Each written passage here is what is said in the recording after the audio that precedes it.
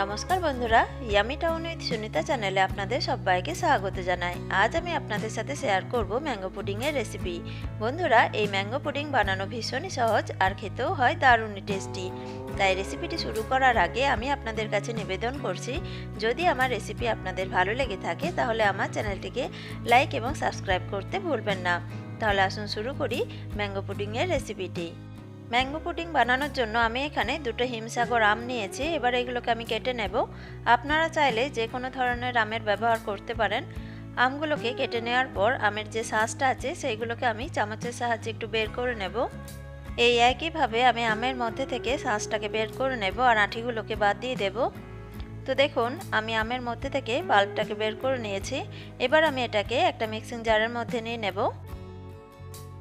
তো দেখুন, আমের পাল্পটাকে আমি মিক্সিং জারের মধ্যে নিয়ে নিয়েছি। এবার আমি এর মধ্যে দিয়ে দেব 4 চামচ চিনি আর দিয়ে দেব 4 চামচ দুধ। এবার আমি এগুলোকে একটু ভালো করে ব্লেন্ড করে নেব।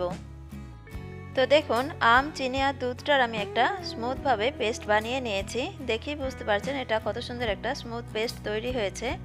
এবার আমি এটাকে একটা ফ্রাইং প্যানের মধ্যে নিয়ে নেব। আমি এখানে ফ্রাইং প্যানের ব্যবহার করছি, তবে আপনারা চাইলে এটা কড়াইয়ের মধ্যে দিয়েও বানিয়ে নিতে পারেন। এবার আমি গ্যাসের ফ্লেম অন করে দেব।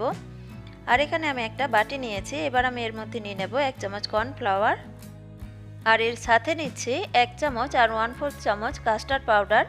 এবার এর মধ্যে একটু দুধ দিয়ে দেব।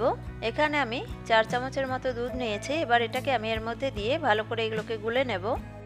আপনারা চাইলে এর মধ্যে একটু কেশরও দিতে পারেন, তাতে কিন্তু এই পুডিংয়ের কালারটা ভীষণই সুন্দর আসে। আর কেশর যদি দেন, দুধে একটুখানি আগে থেকে ভিজিয়ে রাখবেন, তারপর এর মধ্যে দিয়ে দেবেন। তো দেখুন, কর্নফ্লাওয়ার আর কাস্টার্ড পাউডারটাকে আমি ভালো করে গুলে নিয়েছি। এবার আমি এটাকে আমের পেস্টের মধ্যে দিয়ে দেব।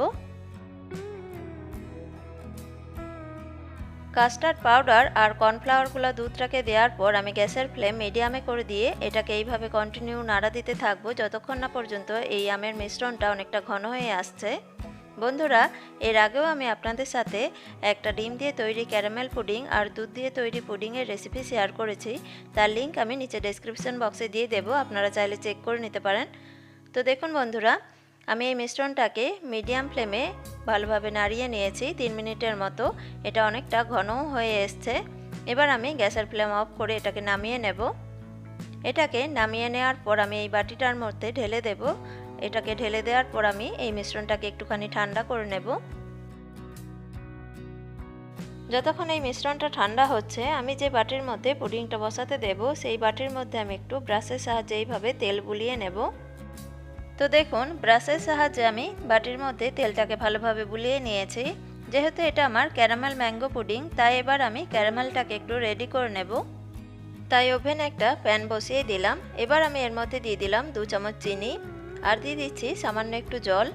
এবার চিনিটা যখন একটু গলে আসবে তখন আমি এটাকে এইভাবে নাড়া দিতে থাকবো যতক্ষণ না পর্যন্ত এর কালারটা চেঞ্জ হয়ে আসছে। তো দেখুন, আমি গ্যাসের ফ্লেম মিডিয়ামে করে চিনিটাকে ভালোভাবে নাড়িয়ে নিয়েছি। এর কালারটাও চেঞ্জ হয়ে গেছে। ক্যারামেলটা আমার একদম রেডি হয়ে গেছে। এবার আমি এটাকে ওভেন থেকে নামিয়ে নেব। ওভেন থেকে নামিয়ে নেওয়ার পর যে বাটিটার মধ্যে আমি তেল বুলিয়ে রেখেছিলাম সেই বাটির মধ্যে আমি এই ক্যারামেলটাকে ঢেলে দিচ্ছি। ক্যারামেলটাকে বাটির মধ্যে ঢেলে নেওয়ার পর আমি হাতে করে বাটিটাকে এইভাবে একটু ঘুরিয়ে দেব, যাতে ক্যারামেলটা বাটির মধ্যে একটুখানি এইভাবে লেগে যায়। তো দেখুন, আমি ক্যারামেলটাকে বাটির মধ্যে এইভাবে একটু লাগিয়ে নিয়েছি। এবার আমি আমের মিশ্রণটাকে এই বাটির মধ্যে ঢেলে দেব। আমের মিশ্রণটাকে বাটির মধ্যে ঢেলে দেওয়ার পর বাটিটাকে এইভাবে হাতে করে একটু ট্যাপ করে দেব, যাতে বাটির মধ্যে কোনো হাওয়া না থাকে আর আমের মিশ্রণটা যাতে বাটির মধ্যে ভালোভাবে সেট হয়ে যায়। তো দেখুন, আমি আমের মিশ্রণটাকে বাটির মধ্যে ভালোভাবে সেট করে দিয়েছি। এবার আমি এর উপরে দিয়ে দেবো একটা এইরকম অ্যালুমিনিয়াম ফয়েল। এবার এই ফয়েলটা দিয়ে আমি এইভাবে একটু কভার করে দেব। এইভাবে কভার করে দেওয়ার পর আমি এই বাটিটাকে ফ্রিজের মধ্যে রেখে দেব 2 থেকে 3 ঘন্টা মতো। 2 ঘন্টা পর আমি ফ্রিজ থেকে বাটিটাকে বের করে নিয়েছি। ফয়েলটা সরিয়ে আপনাদের দেখিয়ে দিচ্ছি। দেখুন, পুডিংটা সুন্দর সেট হয়ে গেছে। এবার আমি এটাকে একটা প্লেটের মধ্যে ঢেলে নেব।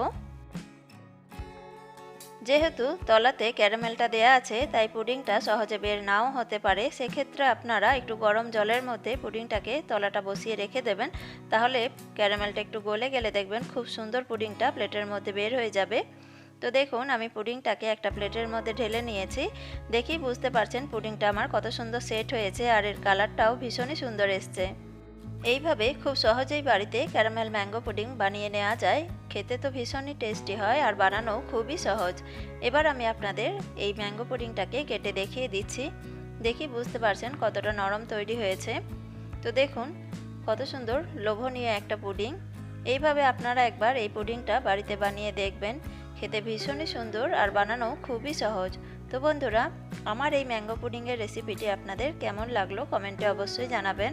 আর যদি আমার রেসিপি আপনাদের ভালো লেগে থাকে তাহলে আমার চ্যানেলটিকে লাইক, শেয়ার এবং সাবস্ক্রাইব করার অনুরোধ রইল।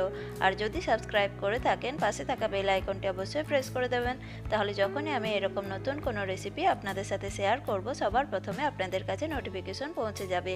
আমার ভিডিওটি শেষ অবধি দেখার জন্য আপনাদের অসংখ্য ধন্যবাদ। সবাই ভালো থাকবেন, সুস্থ থাকবেন। নমস্কার বন্ধুরা।